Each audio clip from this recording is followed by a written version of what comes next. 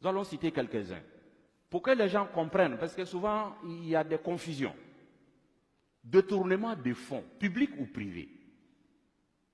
Si vous êtes détourné des fonds, ne pensez pas que vous avez désobéi à la loi de la République seulement, mais vous avez aussi désobéi aux ordres d'Allah subhanahu wa ta'ala. Le faux monnayage, ceux qui fabriquent les faux billets et qui les injectent dans l'économie. Non seulement vous déstabilisez l'économie nationale, mais aussi vous encourez la colère d'Allah subhanahu wa ta'ala. Troisièmement, la manipulation des marchés publics et privés. Vous tous et vous toutes qui avez l'autorité de dire oui ou non pour attribuer un marché. Lorsque vous intervenez dans l'attribution pour vous attribuer injustement des parts, des pourcentages, sachez que vous avez désobéi non seulement à la loi de la République, mais vous avez aussi désobéi gravement aux enseignements d'Allah subhanahu wa ta'ala.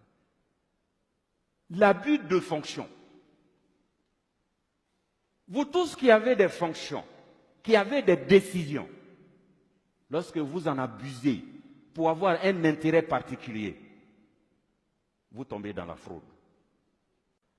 La richesse mal acquise constitue une barrière devant l'acceptation de vos œuvres que vous allez faire avec l'argent mal acquis. Vous prenez votre argent mal acquis, votre richesse, notre argent volé, vous allez à la Mecque.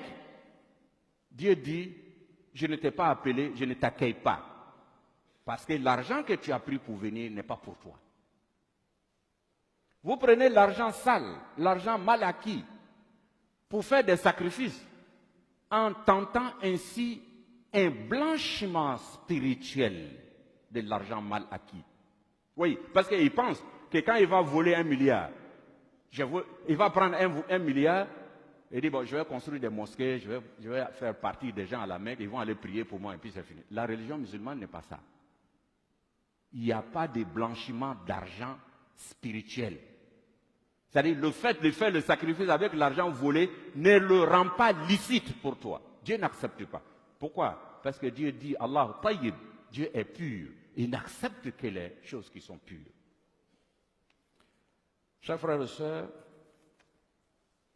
il y a aussi sur le plan spirituel, il y a d'autres éléments. À cause du temps, nous allons, peut-être en d'autres occasions, nous allons revenir sur ces choses si l'occasion nous était donnée. Il y a surtout la colère d'Allah.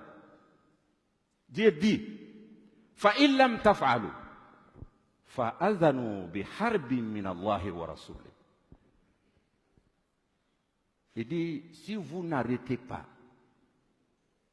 la course à l'enrichissement illicite, sous toutes ses formes, il dit alors recevez une déclaration de guerre de la part d'Allah et de son messager, sallallahu alayhi wa sallam.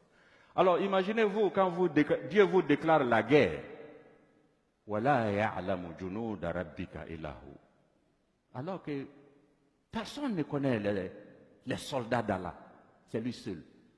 Ça peut être une maladie, ça peut être des inondations, ça peut être des incendies, ça peut être le fait même que les cœurs de vos citoyens ne sont plus ensemble. Donc c'est une menace grave.